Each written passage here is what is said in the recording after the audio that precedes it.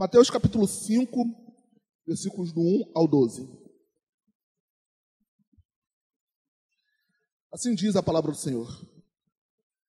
Vendo Jesus as multidões, subiu ao monte e assentou-se. Aproximaram-se dele os seus discípulos, e ele começou a ensiná-los, dizendo: Bem-aventurados os pobres de espírito, pois deles é o reino dos céus. Bem-aventurados os que choram, pois serão consolados. Bem-aventurados os humildes, pois herdarão a terra. Bem-aventurados os que têm fome e sede de justiça, pois serão fartos. Bem-aventurados os misericordiosos, pois alcançarão misericórdia. Bem-aventurados os puros de coração, pois verão a Deus. Bem-aventurados os pacificadores, pois serão chamados filhos de Deus. Bem-aventurados os que sofrem perseguição por causa da justiça, pois dele é o reino dos céus. Bem-aventurados sois vós, quando vos injuriarem e perseguirem, e mentindo, disserem todo mal contra vós por minha causa. Regozijai-vos e alegrai-vos, porque grande é a vossa recompensa nos céus, pois assim perseguiram aos profetas que vieram antes de vós. Os irmãos podem se assentar.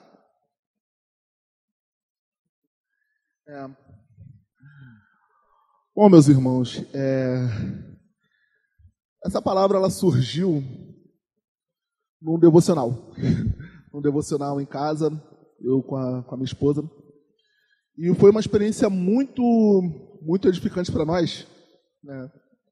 Acho que, não sei se é a segunda ou terceira palavra que trago aqui falando que surgiu de um devocional em casa. Surgiu de um culto doméstico. Então fica a dica, façam culto domésticos, pois podem surgir pregações aqui. Amém? Mas o Senhor nos ensinou muitas coisas nesse dia que a gente que eu gostaria de compartilhar com vocês. Quando o pastor me chamou para trazer a palavra, o engraçado é que veio na mente na hora. Né? Claro que acompanhado de um nervosismo muito grande, mas a palavra me veio à mente na hora que foi convocado. E a gente vai fazer aqui uma reflexão, bem-aventurados, uma breve reflexão. E nós sabemos que a palavra bem-aventurados, essa expressão significa felizes, ou mais do que felizes, afortunados, benditos. Né? Vamos ficar com mais do que felizes. Né? E por que mais do que felizes? A gente vai entender isso no final. E a gente vai aqui dissertar um pouquinho sobre cada um desses tópicos. Né? Vamos começar pelo 3. Bem-aventurados os pobres de espírito, pois deles é o reino dos céus. E o que significaria esse pobre de espírito? Bom, se a gente parar para pensar um pouquinho nessas bem-aventuranças, a gente observa uma linha sendo seguida, sabe? Um processo de conversão. Então, a partir do momento em que o Espírito Santo nos confronta, a partir do momento em que o Espírito Santo se encontra conosco, no momento em que nós somos aceitos por Cristo, quando o Espírito Santo nos convence do pecado, da justiça e do juízo, então o que acontece conosco? O nosso espírito é quebrantado. A partir do momento em que o Senhor nos convence, nós reconhecemos o nosso lugar de miséria. E é importante a gente ver isso, porque nós vivemos um evangelho, ou um falso evangelho, nós vemos muitas palavras sendo pregadas, nos colocando no lugar de destaque que nós não temos, que nós não deveríamos ter. Nós aprendemos que, muitas vezes, que nós somos bons, aprendemos que somos perfeitos, somos valiosos. Nós temos valor para Deus, sim. O ser humano é a coroa da criação, sim. Afinal de contas, o ser humano é o único ser nessa terra que foi feito à imagem e semelhança do nosso Deus. Nós carregamos isso conosco, carregamos essa honra de ser feito à imagem e semelhança de Deus. Porém, Nós perdemos essa imagem e semelhança de Deus quando nós pecamos. Então, se a gente perde a imagem e semelhança do nosso Deus, que é perfeito, então nós passamos a ser criaturas imperfeitas e que, com o passar dos anos, vemos manifestando as nossas imperfeições. E se a gente manifesta as nossas imperfeições, a gente a cada dia tem manifestado os pecados, eu estou falando a gente não congregação, mas a gente humanidade. Se a gente tem manifestado pecados, então a gente não está sendo mais a imagem e semelhança de Deus. E dentro desses pecados nós temos manifestado muitas vezes o orgulho. E o orgulho é o pior de todos, pois ele nos impede de ver os outros pecados, inclusive o próprio orgulho, né? A gente chega para alguém que mente, cara, você tem que parar de mentir. Acho que tem que parar mesmo. Você tem que parar de cobiçar. Verdade, a palavra diz que eu não posso cobiçar, né? Mas chega para o orgulhoso e diz, você tem que deixar de ser orgulhoso. Orgulhoso eu? Sempre assim, né? Então o orgulho nos afasta de Deus. Mas quando o Espírito Santo nos convence, ele tem o poder de quebrar o orgulho. Psicólogo nenhum pode quebrar esse orgulho. Pode quebrar o orgulho do Espírito. Mas o Espírito Santo de Deus que nos convence do pecado, da justiça e do juízo, ele pode. O Espírito Santo pode nos quebrar esse orgulho. E quando acontece isso, nós temos o nosso espírito quebrantado, nós vemos a nossa pobreza, nós vemos a nossa miséria, como diz no capítulo 3. No versículo 3. Bem-aventurados que choram, pois estes serão consolados. E os que choram aqui não está falando de uma postura derrotista. A gente não está falando daquele que vive cabisbaixo. A gente não está falando daquele que vive pelos cantos reclamando de tudo. Céus, a vida. Não. Não é isso. Então, o que seria esse chorar? Ora, a partir do momento em que a gente reconhece a nossa miséria, como a gente viu no versículo anterior, a gente se quebranta. E a gente passa a chorar na presença de Deus.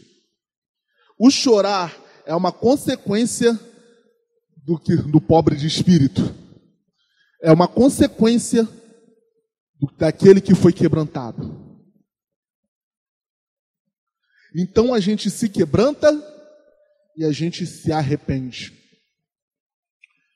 E é bem importante a gente parar para prestar atenção no chorar após um arrependimento.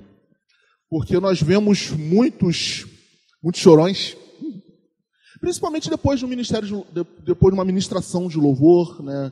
A gente ouve louvores bonitos, louvores que mexem com o nosso psique, letras muito bonitas, com melodias que conseguem causar em nós algumas emoções.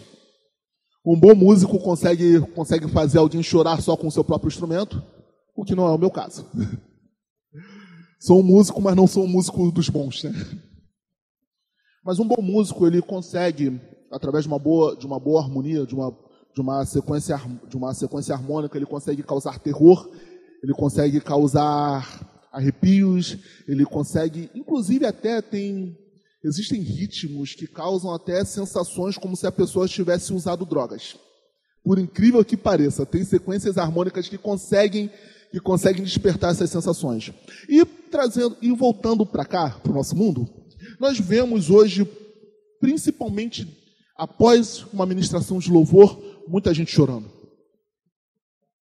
E após uma palavra também, que às vezes fala a nossa mente, e uma palavra que, como a gente pode dizer,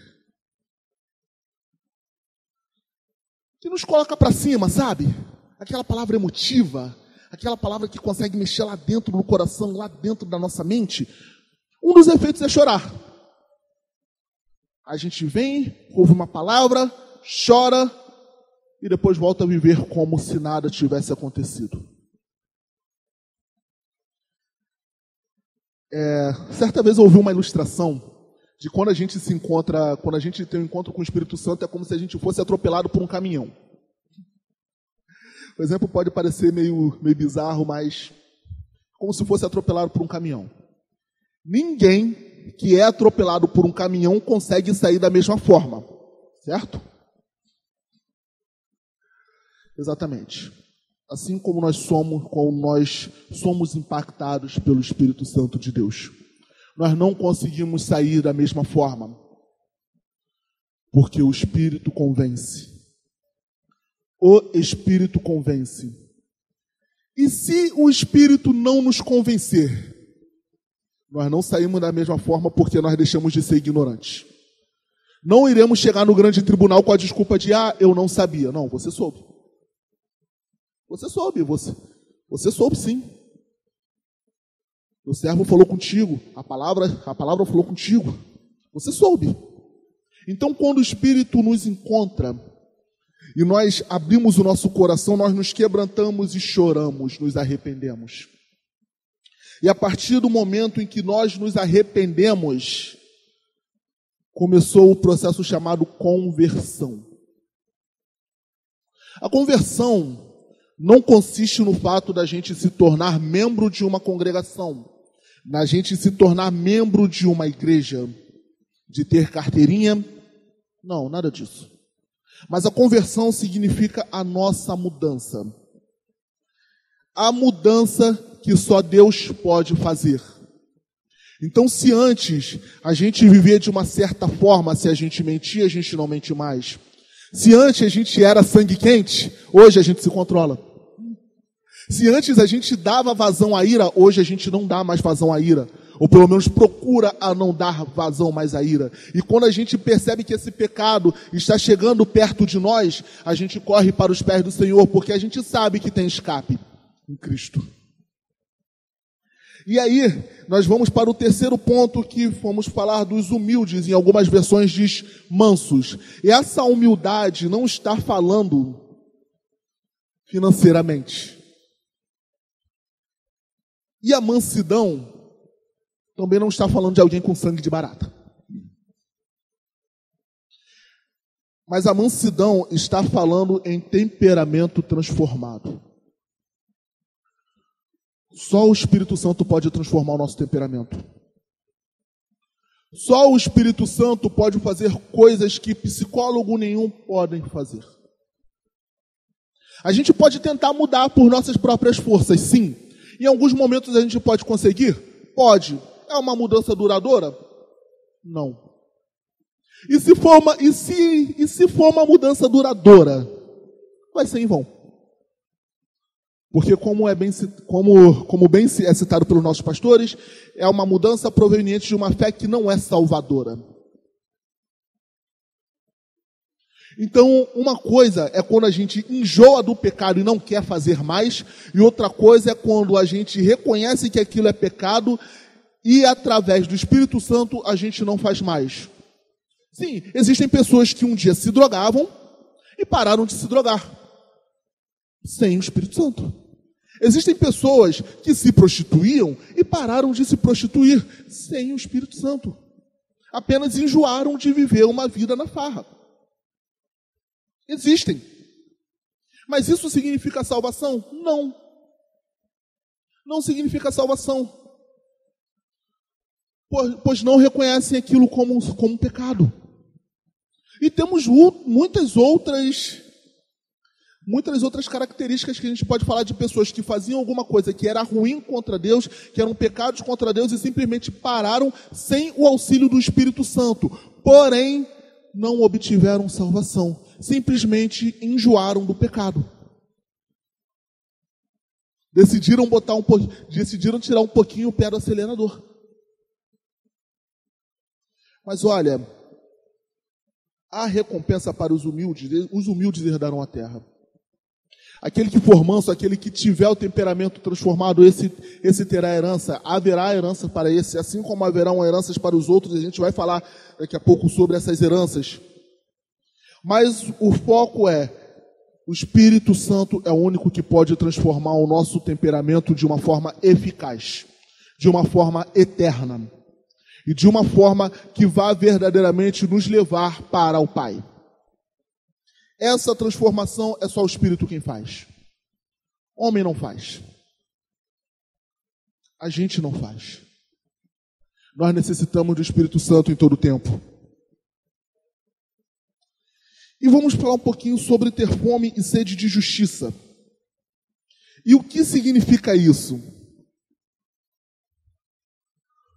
Hoje a gente está vivendo num país extremamente polarizado. Direita e esquerda. Partido A, partido B. Presidente A, presidente B. Ideologia A, ideologia B. Extremamente polarizados. A ponto de perderem amizades de anos. Já ouvi um caso de um casal que se divorciou simplesmente porque a mulher era adepta a uma ideologia e o marido adepto a outra ideologia. Por incrível que pareça, um casamento acabou com isso, e se bobear, vários casamentos acabaram, só que não chegaram ao meu conhecimento. Amizades acabaram, relacionamentos de pais e filhos ruíram. Mas por que está acontecendo isso? Porque eles entendem que o seu lado é o lado justo, em nome de uma justiça. Todos esses têm fome e têm sede de justiça. E hoje nós vemos também, em nome de uma defesa da justiça, nós estamos vendo essas ideologias entrarem na congregação, nas congregações.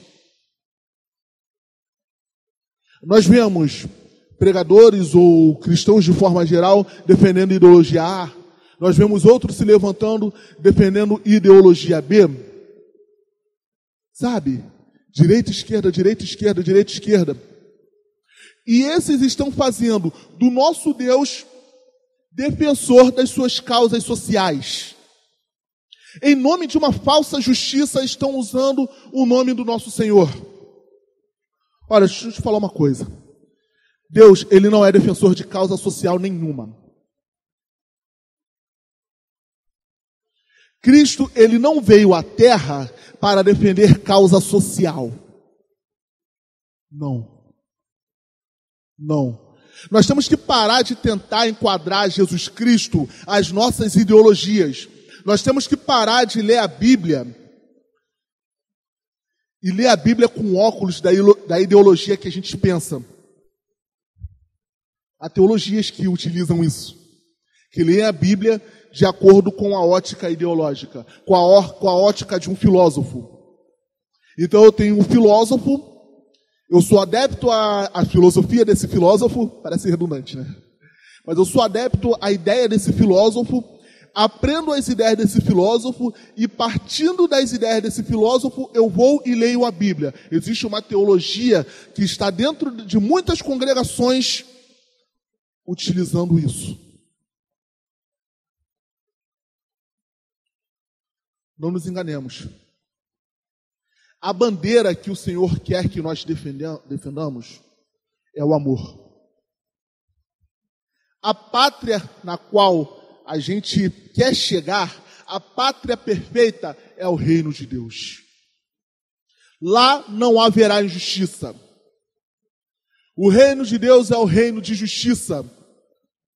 O rei perfeito é Cristo. O ápice do Apocalipse não é simplesmente o arrebatamento em si, mas é o reinado de Cristo. Não é o fato do Senhor vir nos buscar, mas o ápice é o reinado eterno de Cristo, o governo perfeito de Cristo. Então nós devemos parar de ficar defendendo ideologias. E não estou falando aqui para a gente não ser politizados, não.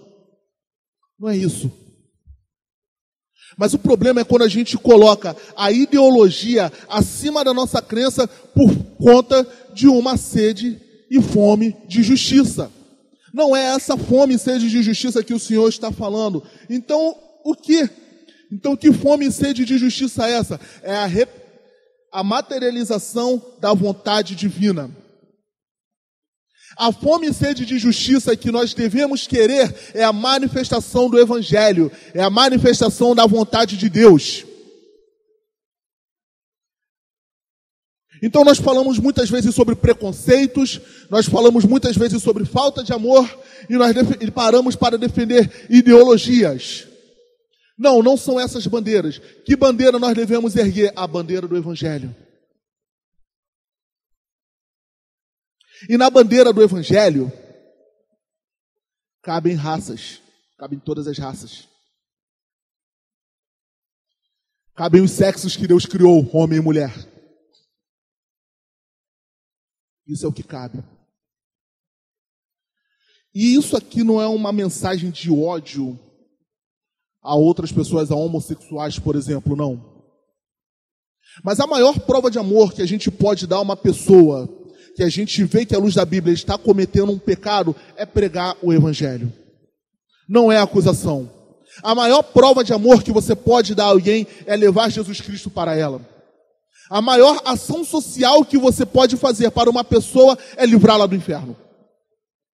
O maior presente que você pode dar para uma pessoa é Jesus Cristo, o bem mais precioso que nós temos. A melhor coisa que nós podemos fazer por alguém é conduzir essa pessoa ao céu, é conduzir essa pessoa a Cristo.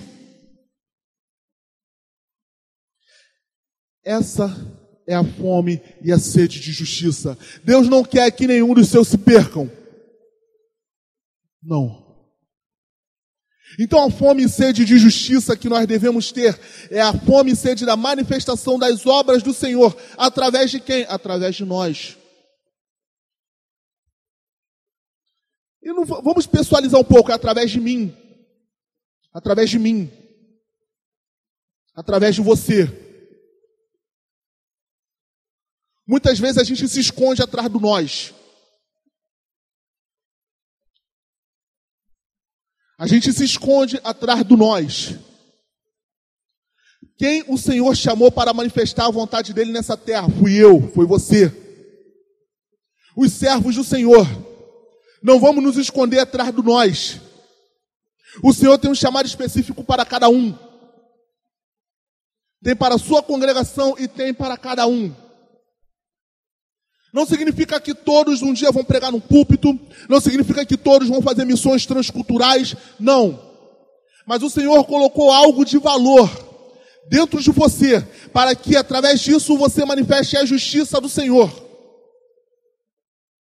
Para que através desse algo de valor você manifeste a glória de Deus.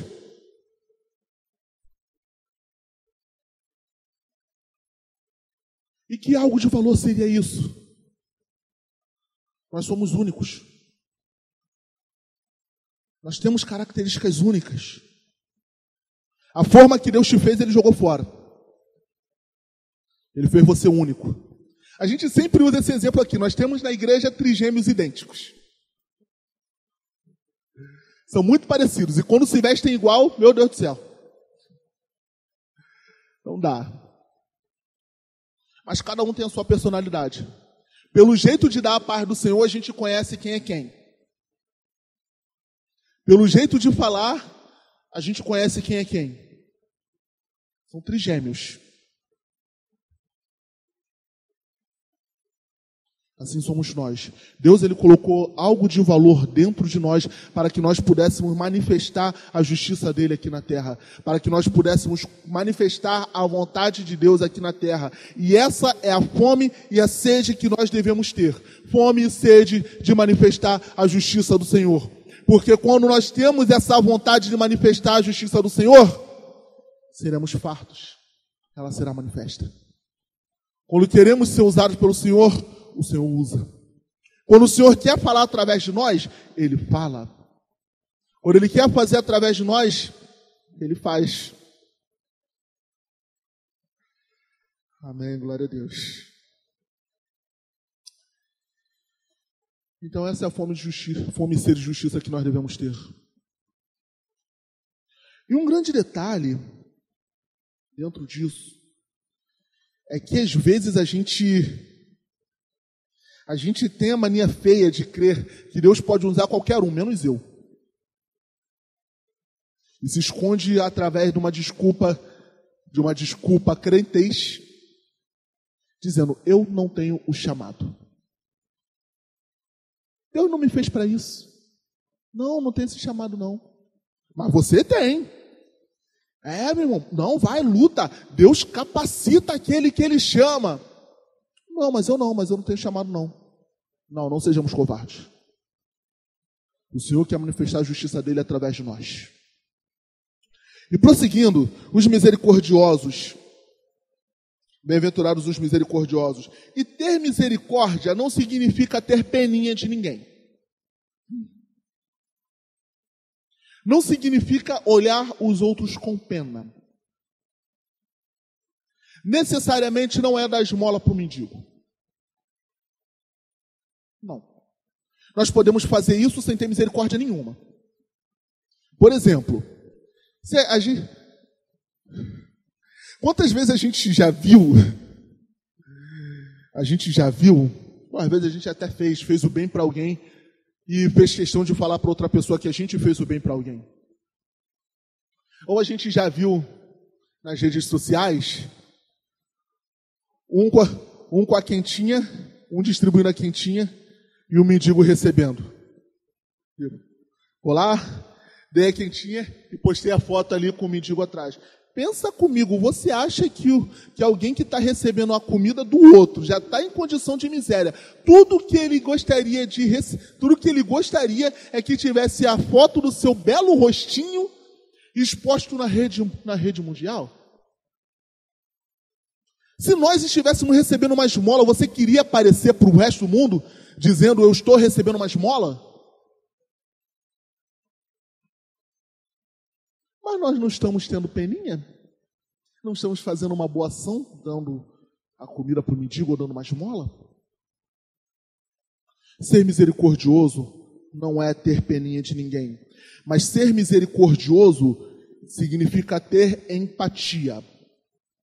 E empatia é uma palavra que tem andado muito em falta de ser praticado dentro do nosso meio. Né? Eu já ouvi uma música dizendo que a lei seja sobre eles e a graça sobre mim. Se o irmão pecou, marreta nele. Se eu pequei, tem misericórdia. Alguém que eu não vou muito com a cara, caiu em pecado, merece punição. Eu caí em pecado, mas foi sem querer. Deus conhece meu coração, sabe que eu não queria fazer isso. Lei para eles e graça para mim? Isso é falta de empatia. E ser misericordioso significa você ter empatia do irmão. Eu não estou falando em passar a mão na cabeça. Mas em ter empatia, você se colocar no lugar do outro. E não em relação de pecados, mas em relação a situações da vida.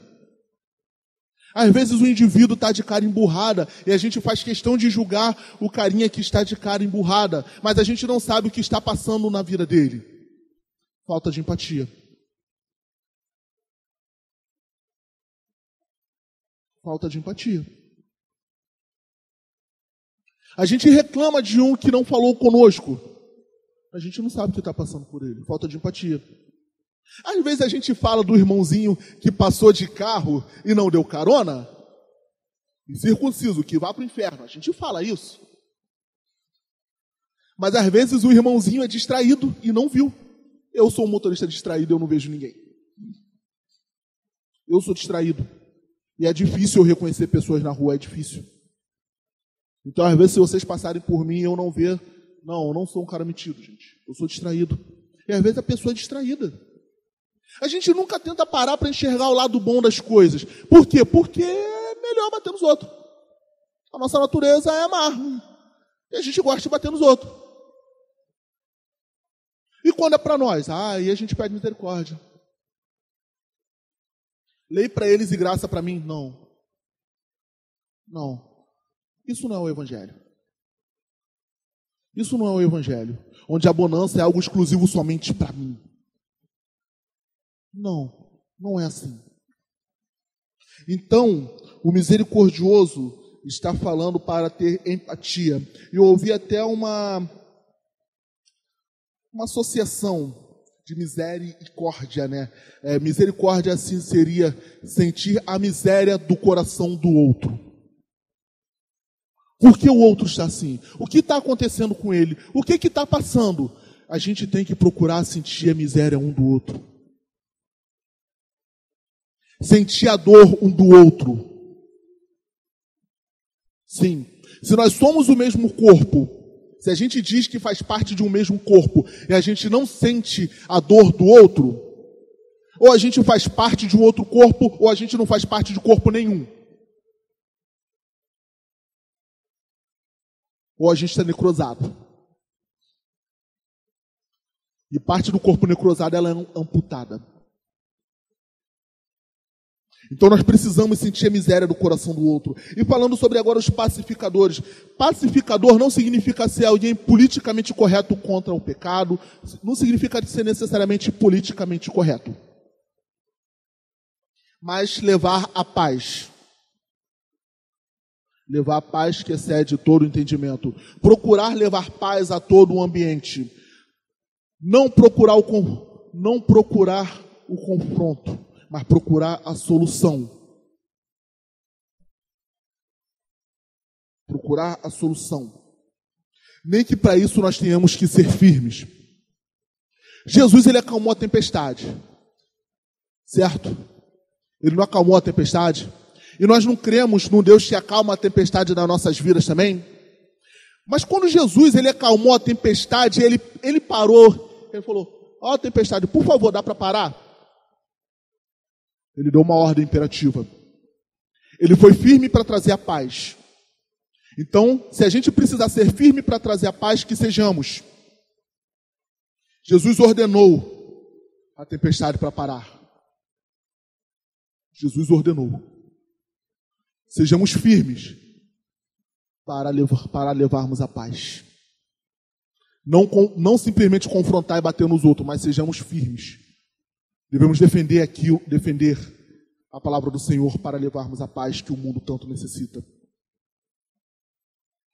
Certo? E agora eu queria, se estão permitindo, e agora eu queria ver uma coisinha. A gente tem também uma certa mania de dizer, olha, eu me dou bem com isso. Olha, eu sou alguém puro de coração, né? Eu pulei o puro de coração. Falando um pouquinho sobre o puro de coração, que eu pulei esse tópico. O puro de coração é aquele que não é contaminado. A palavra do Senhor diz, Romanos 16, 19, fala para sermos excelentes para o bem e inocentes para o mal. Isso é uma música do Ronaldo Bezerra, se eu não me engano. Romanos 16, 19. Pastor Júlia das Antigas lembra. Romanos 16, 19 diz, seja excelente para o bem e inocente para o mal. Amém. Então, o puro de coração, quem é o puro de coração? Não é o hippie paz e amor. Não, esse não é o puro de coração. O puro de coração é aquele que guarda o seu coração incontaminado. Incontaminado. Porque, afinal de contas, aquilo que entra, vai para o coração. Aquilo que entra, aquilo que a gente vê, a gente contamina o nosso coração com impurezas.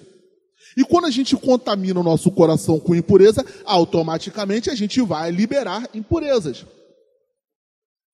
Não é o coração que está cheio daquilo que a boca fala, mas sim a boca fala aquilo que o coração está cheio. Se nós falamos de Cristo, é porque dentro de nós tem Cristo. Se nós falamos abobrinha, é porque dentro de nós só tem abobrinha. Então, por isso que a palavra do Senhor fala que bem-aventurado aqueles que são puros de coração.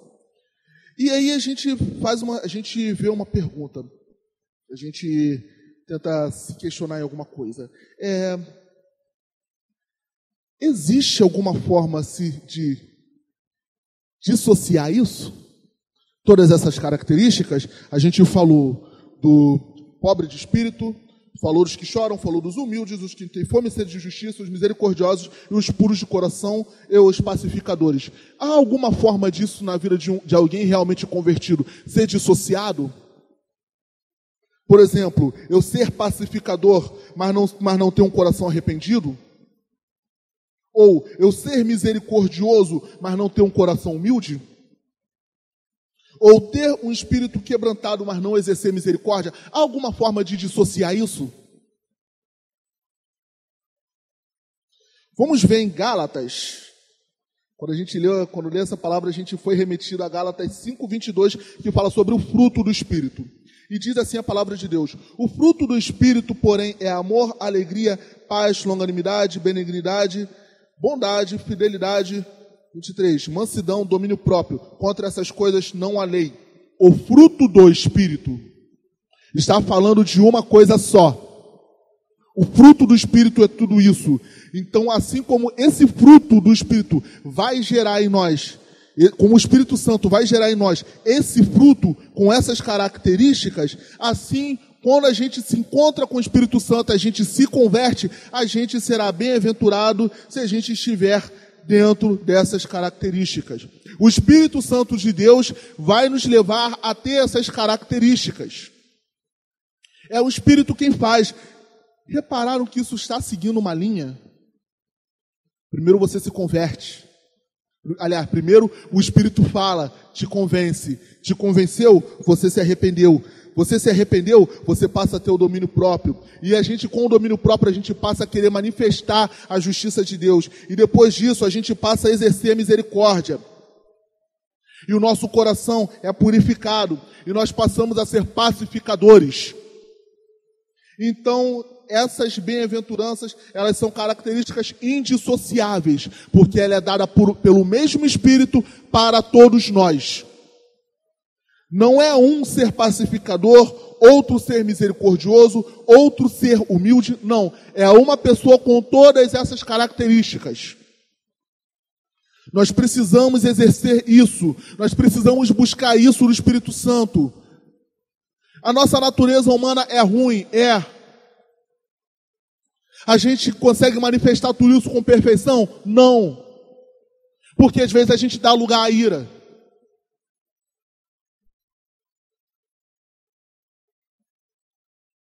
Às vezes a gente é soberbo. A gente reluta contra o Espírito Santo. Mas só através do Espírito nós podemos manifestar esses dons. Só através do Espírito. Então a gente pode perceber que isso tudo está seguindo uma linha. Qual é a consequência dessa linha seguida? Aí nós vamos ver o 10 e o 11. Bem-aventurados os que sofrem perseguição por causa da justiça, pois deles é o reino dos céus. Ou seja, nós nos convertemos, passamos a manifestar o fruto do Espírito, passamos a manifestar essas características, esses dons, passamos a manifestar essas características dadas pelo Espírito Santo de Deus. Nós somos transformados. O que acontece conosco? A gente se torna queridinho? Não, perseguição. Você vira fanático. Tu vira fanático, tu vira fundamentalista. É isso que estão chamando a gente agora, fundamentalista, fanático, falso moralista. É isso que o mundo taxa a gente. E isso aí eu estou falando Brasil.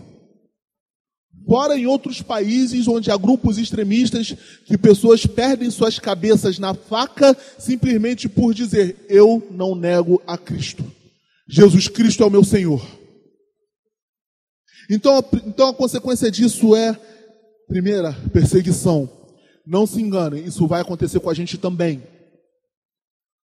Manifestando essas características, seremos perseguidos sim.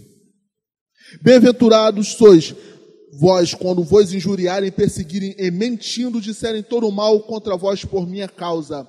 Mentindo disserem contra todo o mal. A gente não está falando daquele camarada que dá motivo para escarnecer do nome do Senhor, mas mentindo, quando levantarem calúnias contra nós.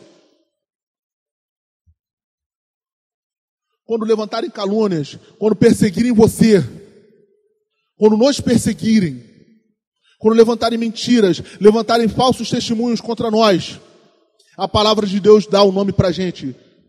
Ela nos chama de bem-aventurados. Então, portanto, meus queridos, essas características das bem-aventuranças, elas são indissociáveis. E a gente vai manifestar um monte de coisa boa através do Espírito Santo para poder receber no final perseguição, calúnia, injúria. Sim. Aceita que dói menos.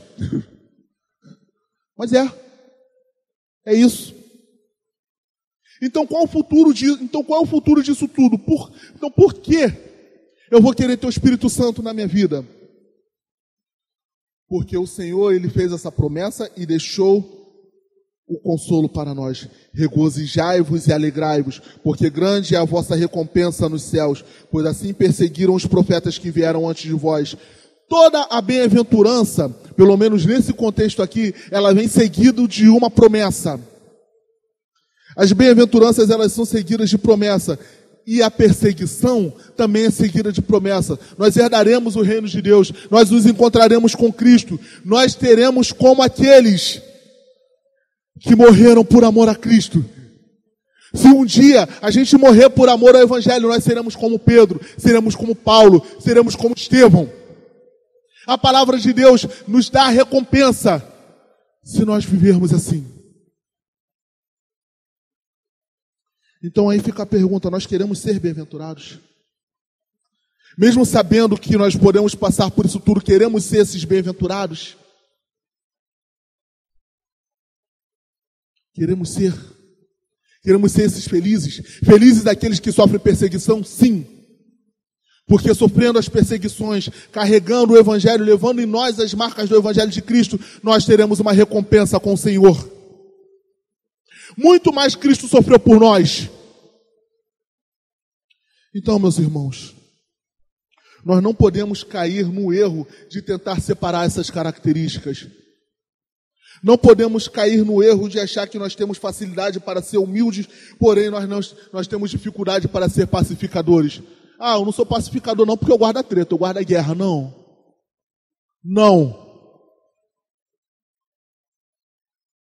Nós temos um Deus que peleja as nossas guerras.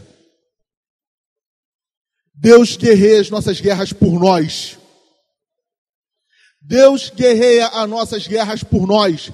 E a bandeira que nós temos que levantar é a bandeira do amor. E a melhor forma que nós temos de amar alguém é levando Cristo para a pessoa. Então, meus irmãos, essas são as bem-aventuranças. Que nós teremos e os bem-aventurados, eles terão recompensas celestiais. Queremos essas recompensas? Então, para termos essas recompensas celestiais, para sermos bem-aventurados, nós precisamos da primeira coisa, ouvir o Espírito Santo e deixar o Espírito Santo nos convencer de todo o pecado, justiça e juízo. Precisamos deixar o Espírito Santo agir em todo o nosso coração, não só em uma parte, mas em todo. Deus não te quer pela metade, Deus te quer por inteiro. Deus não quer ter um momento contigo, Deus não quer te visitar hoje aqui, não. O Espírito Santo, Ele não quer te visitar hoje aqui, não. Ele quer habitar em você. Ele quer habitar em você. Esse dia eu estava falando com o pastor Júlio. Sinceramente, eu não quero viver algo novo, não. Não tem nada contra o Espírito antigo derramado. Não tem nada contra o Espírito Santo que foi derramado lá em Atos, não. Nada contra o Evangelho. Não tenho nada contra o Evangelho que tem sido pregado há muito tempo. Não tenho nada contra. Não tem nada contra o Evangelho que o Senhor deixou para nós. Não precisamos viver algo novo. Nós precisamos do Espírito Santo. Ele é o mesmo. Nós precisamos de Cristo. É o mesmo ontem, hoje, para todo sempre. Nós precisamos do Evangelho que tem sido pregado desde antes de Cristo. E Evangelho este que nos mostra que há um descanso se nós formos perseverantes, se nós formos constantes na presença do Senhor. Então sejamos firmes, constantes e sempre abundantes no Senhor, porque o nosso trabalho no Senhor jamais será em vão. Amém? Vamos nos colocar de pé, vamos orar ao Senhor. Aleluia. Louvado seja o teu nome, Senhor. Deus Santo, poderoso, queremos te louvar, Pai. Queremos te agradecer pelo que o Senhor falou conosco. Pai amado, nós não podemos fazer do Senhor um Deus que nos convém. Não, Pai. E essa palavra não foi uma palavra de acusação. Também não, Senhor. Pai amado, mas essa palavra que o Senhor nos deu, Pai amado, foi para mostrar que através do Espírito Santo nós podemos alcançar a estatura de varão perfeito. Através do Espírito Santo nós podemos ser melhores. Somente através do Espírito Santo nós podemos te servir da forma que o Senhor quer ser servido. Somente através do Espírito Santo em nós podemos manifestar a tua vontade. Somente através do Espírito Santo em nós deixaremos de ser orgulhosos e passaremos a ser pessoas humildes com o espírito quebrantado. Somente através do Espírito Santo em nós levaremos a paz. Somente através do Espírito Santo em nós teremos os nossos corações puros. Então, em outras palavras, bem-aventurados aqueles que têm o Espírito Santo nas suas vidas. Bem-aventurados somos nós, se o Espírito Santo do Senhor estiver em nós. Por isso, Pai amado, eu clamo a Ti. Manifesta cada dia o Teu Espírito em nós. Manifesta cada dia as Tuas obras em nós. Limpa nossas mentes, ó Pai amado, de todo pecado. Limpe, Senhor, os nossos corações de toda a imundície, Pai. Perdoe nossos pecados, Senhor. Perdoa nossos pecados, ó Pai. E acrescenta a nossa fé a cada dia mais. Acrescente mais fé em Ti, ó Deus. Porque somente pela fé nós teremos o Espírito em nós. É pela fé que nós cremos em Ti, Senhor. É pela fé que nós temos a certeza que nós não estamos falando com o vento. É pela fé, Senhor, que elevamos a nossa voz a um Deus que nós não vemos, mas que nós sabemos que existe, que é mais real do que a gente que é de carne e osso. O Senhor é mais real do que nós, porque nós passamos, mas o Senhor não. A nossa vida passa, mas o Senhor é eterno. Antes de eu existir, o Senhor existia. E depois que eu deixar de existir, o Senhor existirá. Oh, Pai amado, Tu é mais real de tudo aquilo que eu posso ver, que eu posso tocar. Sim, Pai, o Senhor é real, o Teu Espírito é real. E o Senhor derrama o Teu Espírito em nós, o mesmo Espírito derramado em Atos 2. É o Espírito derramado sobre a congregação. Enquanto houverem vasos disponíveis, haverá o Espírito para ser derramado. Então, Senhor, queremos ser esses vasos disponíveis para que possamos manifestar a bondade, a misericórdia, para que possamos levar a paz, para que através de nós outras pessoas também tenham seus corações quebrantados, para que possamos conduzir outros ao arrependimento também. Sim, estou falando com os cristãos, ó Pai.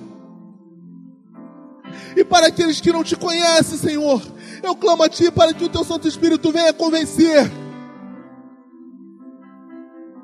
Porque se o Teu Espírito convencer, ó Pai, então a nossa fé será salvífica.